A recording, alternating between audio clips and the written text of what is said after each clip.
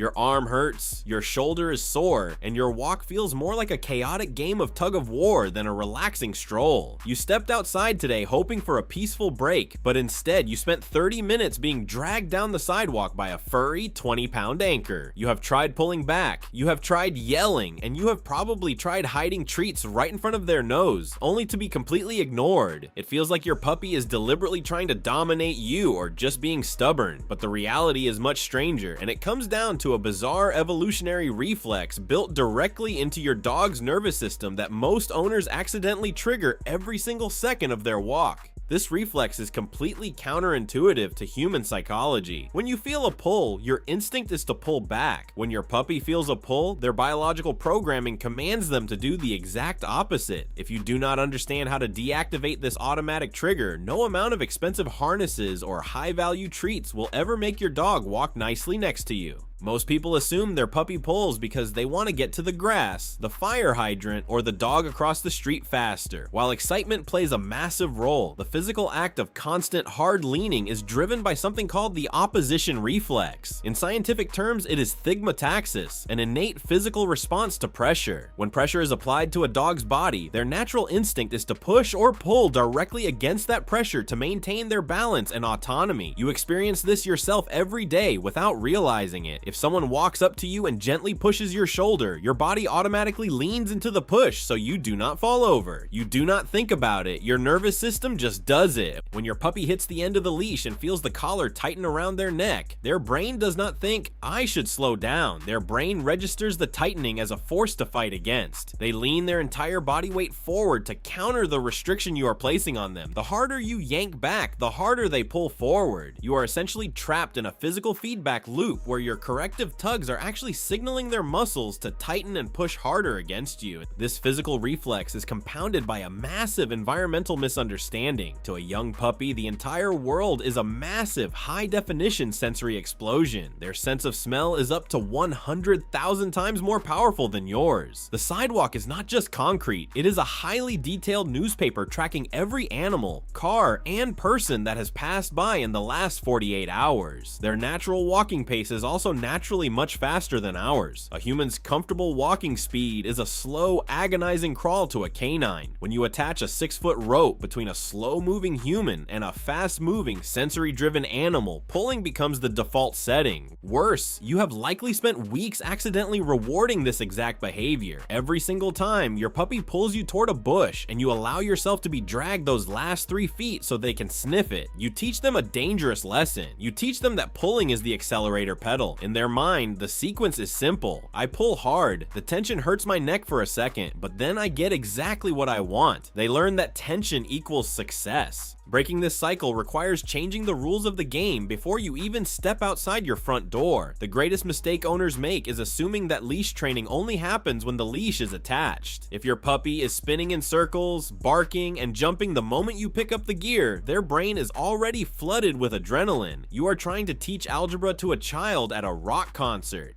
You need to completely decouple the sight of the leash from the expectation of a chaotic adrenaline rush. Start by picking up the leash at random times during the day when you have absolutely no intention of going outside. Pick it up, sit on the couch, watch television, and set it back down. Clip it to their collar while you are making dinner, let it trail behind them on the floor, and ignore them. When the leash becomes a boring, mundane object rather than a golden ticket to a high-stimulation environment, the baseline arousal level drops significantly. If understanding this shift helps your training feel easier already, take a quick second to hit the like button, subscribe to the channel, and share this with a fellow frustrated puppy owner so we can save their shoulders too.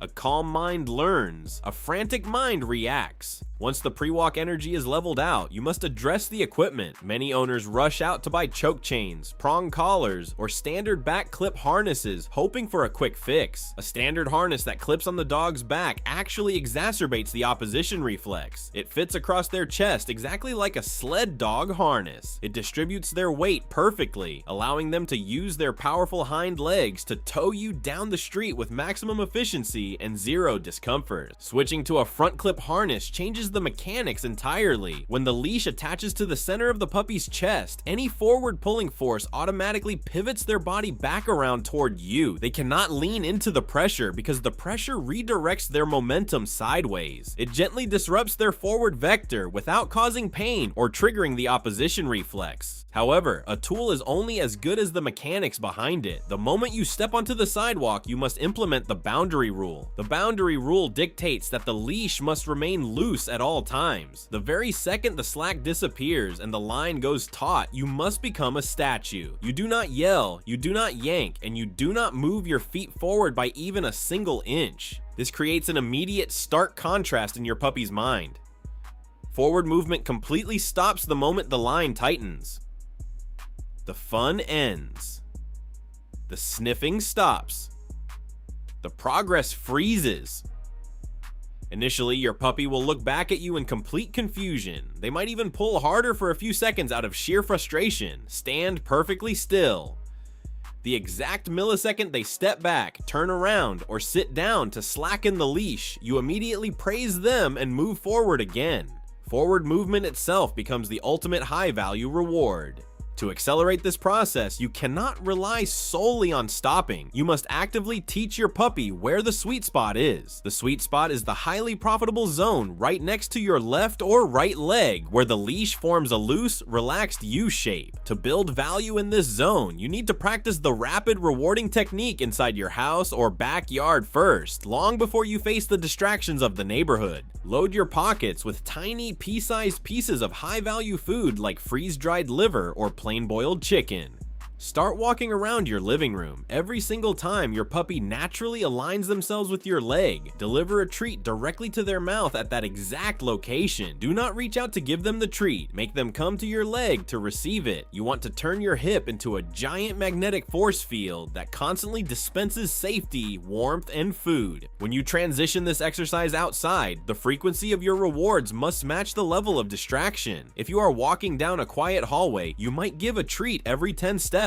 If you are walking past a barking dog or a moving bicycle, you need to deliver a treat every single step to keep their focus locked onto the sweet spot. You are competing with the entire world. Your payment rate must reflect that competition, and if your puppy is highly driven by smells rather than food, you can use the environment as the ultimate currency. If you notice your puppy staring intently at a patches of grass 20 feet away, do not let them drag you to it. Instead, anchor your feet. Wait for them to look back at you and slacken the leash, then use a release word like go sniff and jog together with them to the grass. You are transforming yourself from the anchor holding them back into the gateway that grants them access to the world. They will quickly realize that cooperation is the fastest way to get what they want. Another highly effective tactic for puppies who completely tune you out on walks is the unpredictable direction change. When a puppy pulls, it is because they are highly confident they know exactly where you are going. They assume you are following a straight line down the sidewalk. You need to shatter this predictability. The moment your puppy gets a few inches ahead of you and begins to put tension on the line, immediately execute a crisp 180-degree turn and walk in the opposite direction. Do not warn them. Do not call their name. Just turn and walk. The sudden change forces the puppy to quickly catch up to you to regain their position. As they pass your leg to get ahead of you in the new direction, reward them heavily for being in the sweet spot. If they try to pass you again, immediately turn 180 degrees back the other way. During the first week, your walks will look completely ridiculous to your neighbors. You might spend 10 minutes walking back and forth across a 20-foot stretch of pavement in front of your house. That is completely fine. You are rewriting their mental map of what a walk actually is. You are shifting their mindset from a forward-focused mission to a highly attentive game centered entirely around your movement. Consistency during this phase must be absolute. If you strictly enforce the loose leash rule on morning walks, but let your partner or kids get dragged around the block in the evening, your puppy will learn to discriminate between handlers. They will remain a nightmare on the leash for anyone who does not strictly enforce the rules. Every human who holds the leash must act as the exact same immovable statue the moment tension occurs. Understanding this psychological dynamic completely changes how you view your puppy's behavior. They are not trying trying to rule your household or dominate your space. They are simply operating on raw physics, basic biological reflexes, and clear patterns of reinforcement. Once you systematically eliminate the rewards for pulling and maximize the profitability of staying by your side, the physical battle ends entirely.